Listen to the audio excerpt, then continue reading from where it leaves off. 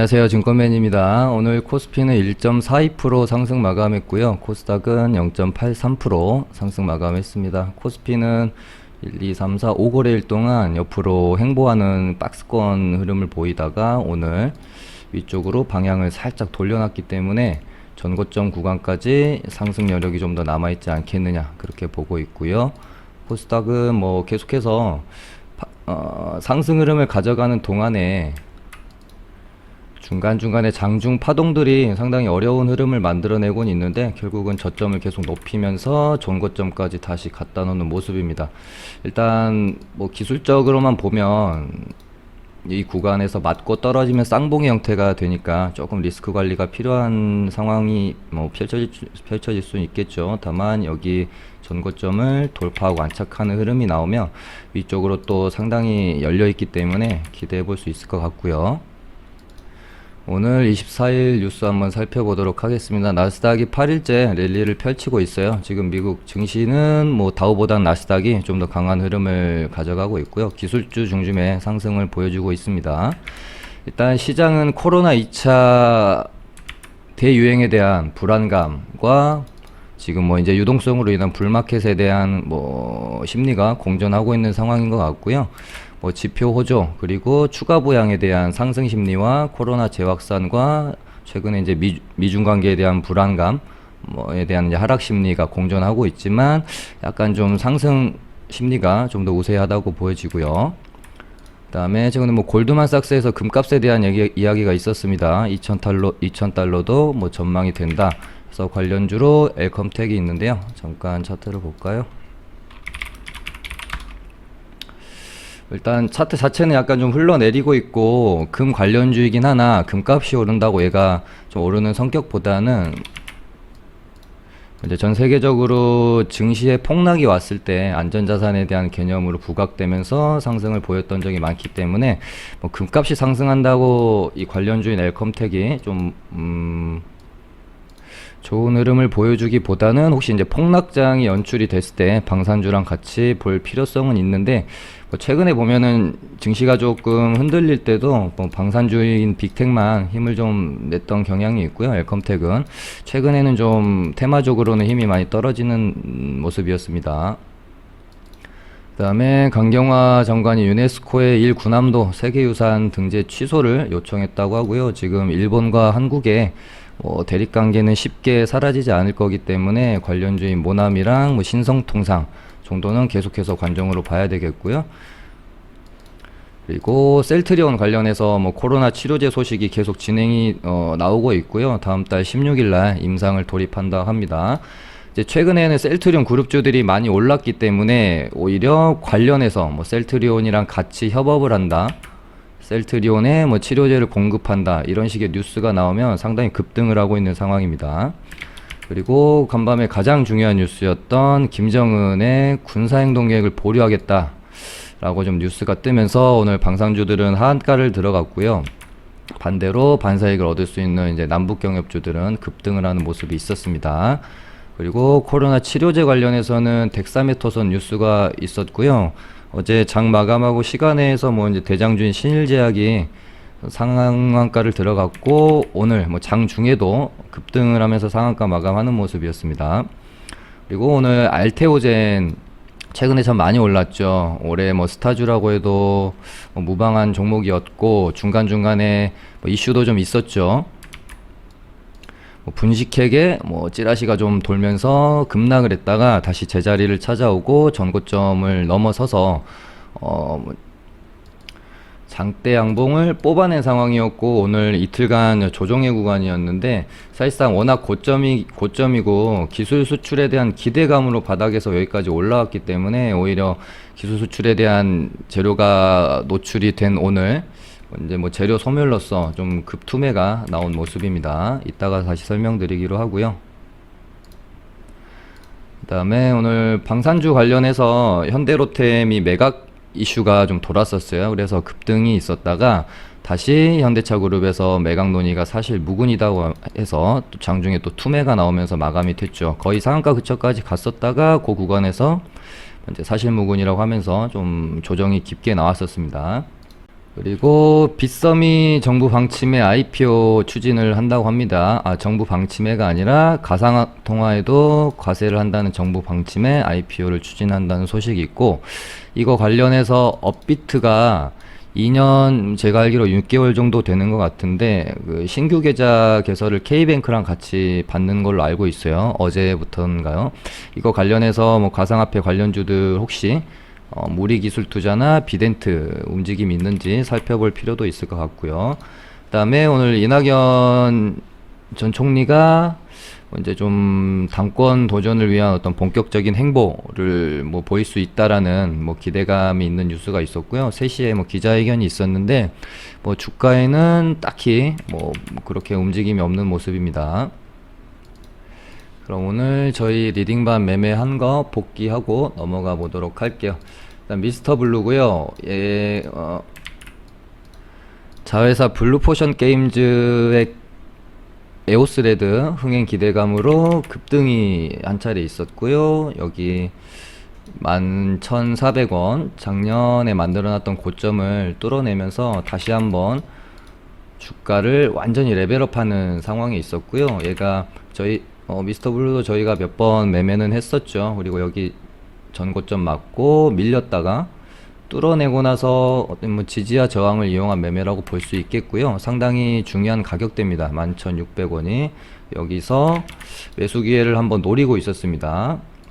보시면 저항이었던 구간을 맞고 떨어졌다가 다시 재돌파한 다음에 요 뚫어냈던, 그러니까 저항이었던 구간을 뚫어내게 되면 그 다음에 지지로 바뀌게 되죠. 그래서 이 자리까지 오면 매수를 한번 해봐야겠다 생각하고 매수 타점을 노리고 있었는데, 제가 생각하는 가격대인 딱 요까지는 오지 않았고 11선 구간에서 눌림목을 만들어내죠. 그래서 이 구간에 저희가 요때 24 어제네요. 어제 장중에 매수가 요 타이밍에 들어갔고요. 오늘 오전에 일단 매도를 하면서 익절을 하고 나왔습니다. 얘가 이런 식으로 보면 여기 위에 꼬리를 제외를 하면 요렇게 이 위에 꼬리를 제외를 하면 요 정도 가격대가 또 한 번의 저항 구간이 될 수 있겠죠. 13,000원. 어제 종가상 13,000원을 에다가 종가를 갖다 놓고 오늘 혹시 갭을 띄우고 이런 식으로 슈팅이 나오는 모양새가 오전에 좀 출현을 해주기를 바라는 거죠. 근데 오전에 뚫는 듯한 모습이 나왔다가 밀렸죠. 그래서 여기서 일단은 좀 익절을 하고 눌린 구간에서 재접근하는 시나리오를 잡아보려고 익절을 일단 하고 나왔고요. 한 5% 정도 수익을 내고 나왔네요. 얘 같은 경우는 뭐 요런 음봉 눌림이 한두 개 정도 더 출현하면서 흐름을 추세가 무너지지 않고 만들어가면 다시 재접근을 하려고 먼저 지켜보고 있는 종목입니다. 그 다음에 오늘 덱사메토손 관련주 한번 보도록 할까요? 신일제약이 대장이고요.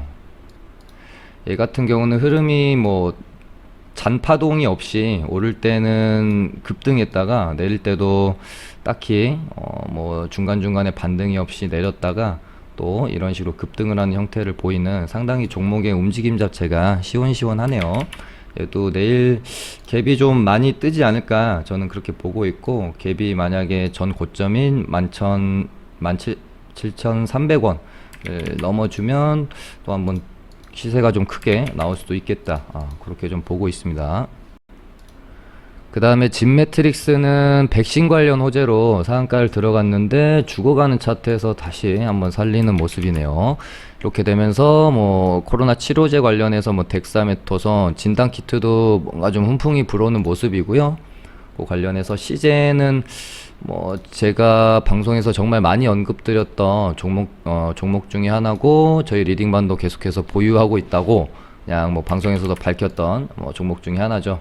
그때도 말씀드렸던 것처럼 요 가격대 103,000원 상당히 중요한 라인이었고요. 요날 살짝 깨는 듯 했으나 그때 뭐 동시호가에서 좀 밀어버렸죠. 하지만 61선은 깨지 않았고, 그 다음에 요 가격대를 다시 한번 지켜내면서 흐름을 돌려놨습니다. 11만 3천원 정도가 10만 3천원은 강력한 지지 라인이었고요. 요 박스권 흐름 안에서 한 10만 3천 원 정도가 상당한 또 저항 라인이었는데 요 가격대를 종가상 올려놓는 모습 상당히 좋다고 보여집니다. 얘는 결국에는 한번 시세를 저는 준다라고 일단은 보고 계속해서 강력 홀딩을 하고 있는 상황이고요. 일단은 그 다음 저항 라인이 12만원에서 어떻게 흐름 흘러가는지 한번 봐야 되겠죠. 얘 같은 경우는 저도 원래 그 2분기 매출 컨센서스를 2000%한 중반대 정도로 원래는 보고 있었는데 요 날이었던가요? 22일인가 23일날 한 3000% 중반대로 3500% 정도로 본다라는 뭐 이제 뉴스가 있었습니다. 일단 우리가 정확하게 알 수 있는 거는 뭐 실적 발표가 되는 8월 달에 알 수 있을 텐데요. 그 전에 한번 시세를 줄 수 있을지 지켜봐야 되겠죠. 그 다음에 오늘 방산주에 정말 큰 피해가 없으시길 바라고요. 제가 방송에서는 정말 여러 번 말씀드렸던 게 빅텍과 같은 이런 방산주들은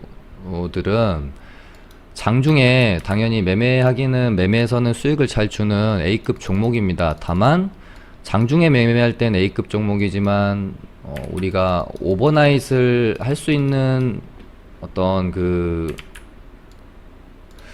기준점을 가지고 종목을 바라봤을 때는 저는 방산주는 오버나잇을 하시지 않는 게 좋다고 참 여러 번 방송에서 말씀을 드렸습니다.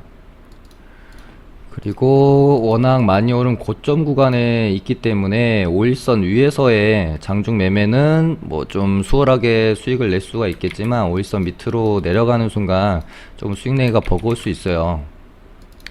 그리고 이런 방산주 같은 경우는 특히 좀 간밤에 악재가 쏟아지는 경우가 많아요. 예전에 올해 1월달로 돌아가 보면 이때도 미국과 이란 리스크로 전쟁 기운이 돌면서 급등을 했다가 간밤에 새벽에 트럼프 대통령이 뭐 이제 성명을 발표하면서 뭐 전쟁은 원치 않는다 그렇게 했었죠. 그러고 나서 급락을 해서 여기까지 이렇게 정말 반등 한번 제대로 안 주고 밀려버린 모습이 있었잖아요.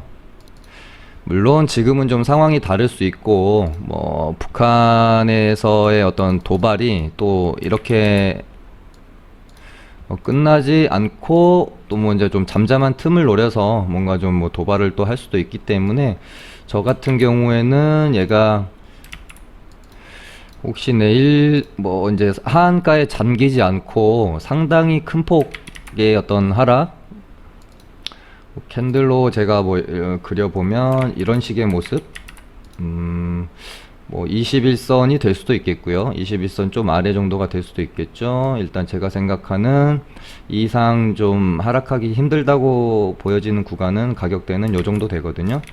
이렇게 되면 얘가 내일 혹시라도 시가를 요 정도 근처에서 한 6,000원 혹은 좀 덜 떨어진다면 21선 근처에서 상당히 많이 떨어져서 시작을 하게 되면 이런 식으로 좀 그러니까 장대 양봉으로 마감을 한다기보다는 순간적으로 시가가 많이 떨어지고 나서 매수세가 들어오면서 반등을 한번 크게 줄 수 있다 라는 더 매매 전략은 일단 좀 가지고 있습니다.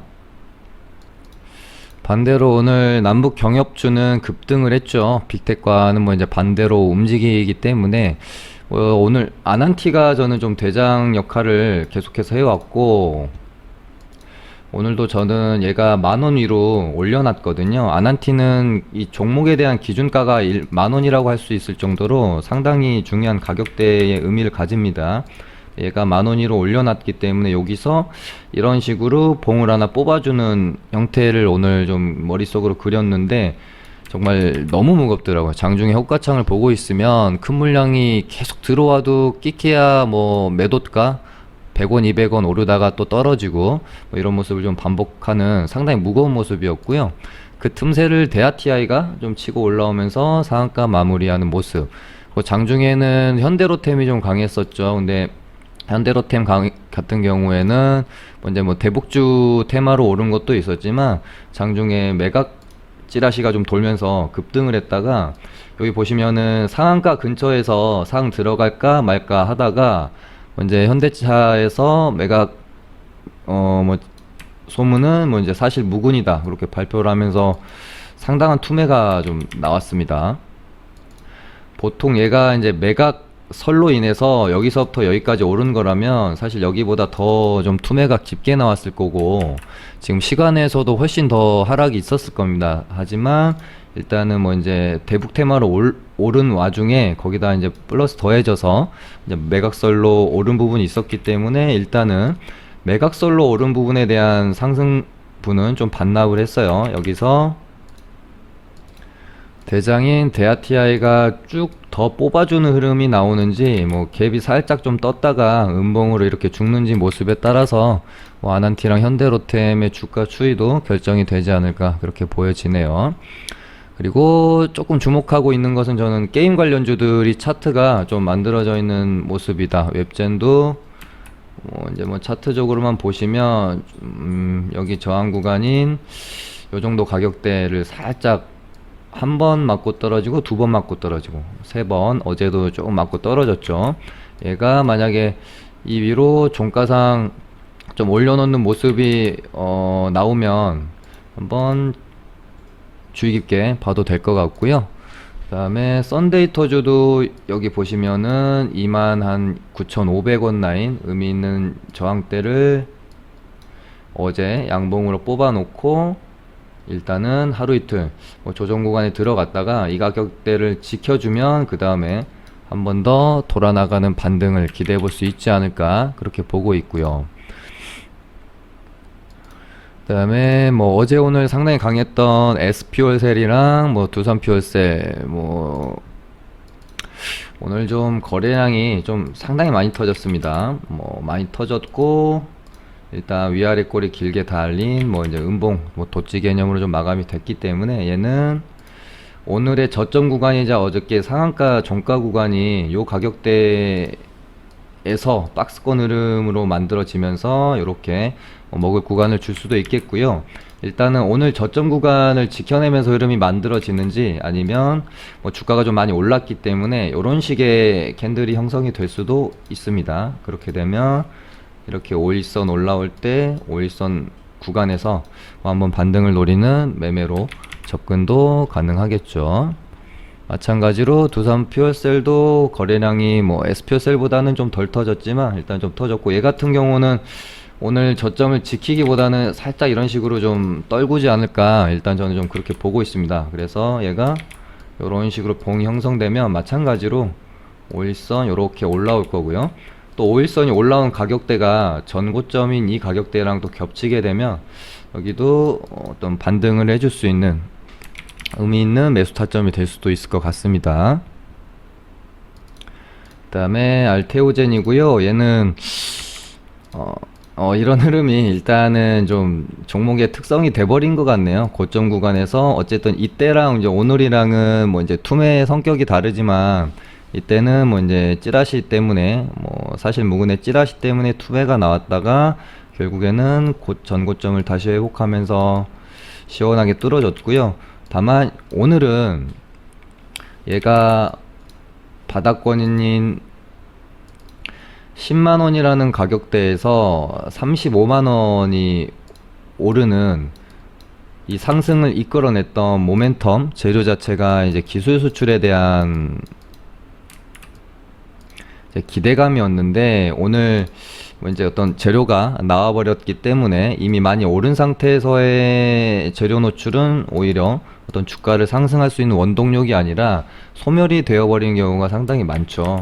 그래서 오늘은 그렇게 좀 작용이 되어져서 투매가 나왔고요.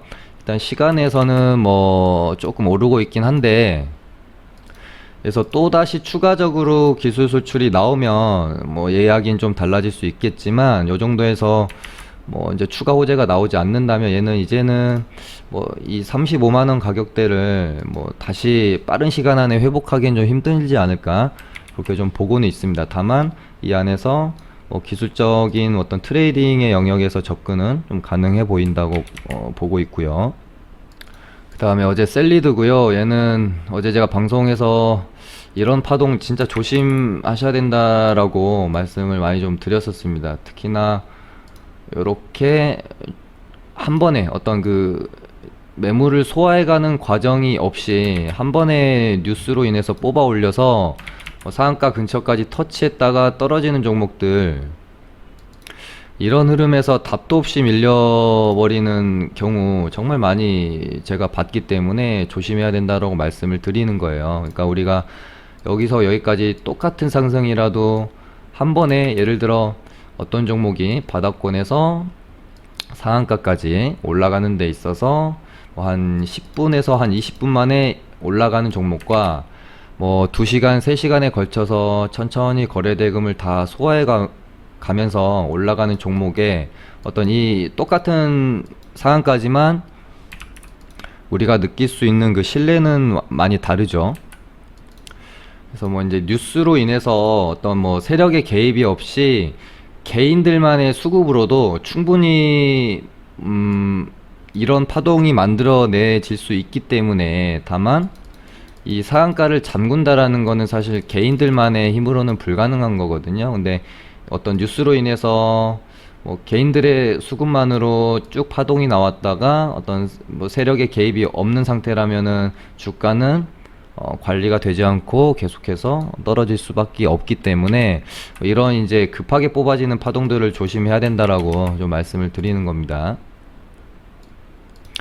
그리고 어제 제가 이제 휴마시스나 빅텍이나 삼성중공업 우선주를 가지고 몇 연상을 가면서 초급등했던 종목이 이제 상한가가 풀리면서 나오는 첫 투매 혹은 조정 구간에서 상당히 좋은 수익을 준다고 말씀을 드렸었는데, 쌍용차는 좀 얘기가 좀 다르죠. 왜냐면 쌍용차 같은 경우는 어떤 테마의 대장주도 아니고요, 그냥 개별적인 재료로 인해서 올라가는 급등을 했던 거기 때문에 우리가 시장을 주도했던 주도주, 대장주라고 보기는 힘든 종목이죠. 거기다가 어떤 시장의 관심도도 휴마시스나 빅텍, 삼성중공업 우선주 같은 종목들에 비하면 상당히 떨어지고요. 이런 종목들은 오늘 이런 하나의 장대음봉보다는 장대음봉이 하나 정도 더 떨어지는 투매를 기다렸다가 이런 구간에서 접근을 해보시는 게 좋지 않을까 그렇게 보고 있습니다. 오늘은 이렇게 해서 마쳐보도록 할게요. 감사합니다.